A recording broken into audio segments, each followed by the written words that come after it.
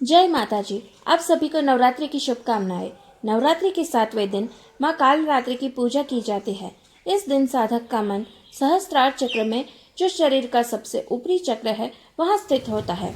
इस कारण ब्रह्मांड की समस्त सिद्धियों के द्वार खुलने लगते हैं।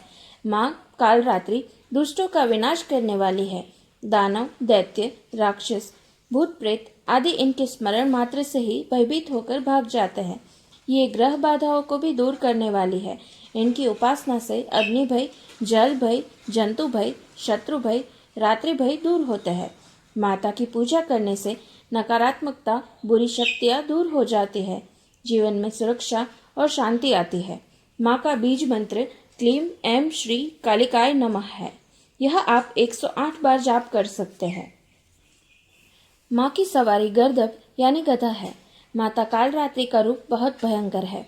उनका रंग काला है, बाल बिखरे हुए हैं और 4 भुजाएं हैं।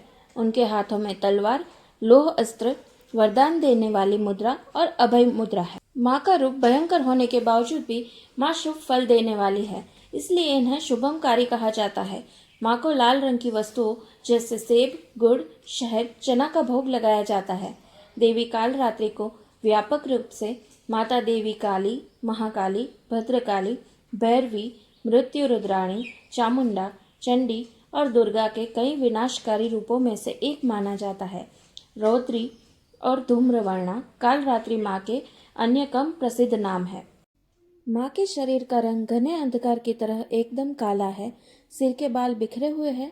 गले में विद्युत की तरह चमकने वाली माला है। इनके 3 नेत्र हैं।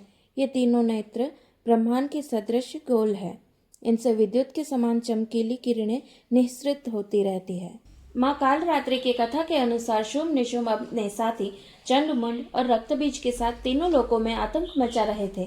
सभी देवी देवताओं ने भगवान शिव से मदद मांगी। तब भगवान शिव ने माता पार्वती को राक्षसों का संहार करने के लिए कहा। माता ने दुर्गा स्वरूप धारण कर शुंभ निशुंभ का वध किया। माता महाकाली रूप ने चंड मुंड का वध किया, इसलिए उन्हें माँ चामुंडा भी कहा जाता है। पर जब रक्तबीज को मारने का समय आया, उसके खून की जितनी भी बूंद जमीन पर गिर रही थी, एक नए राक्षस का जन्म हो रहा था।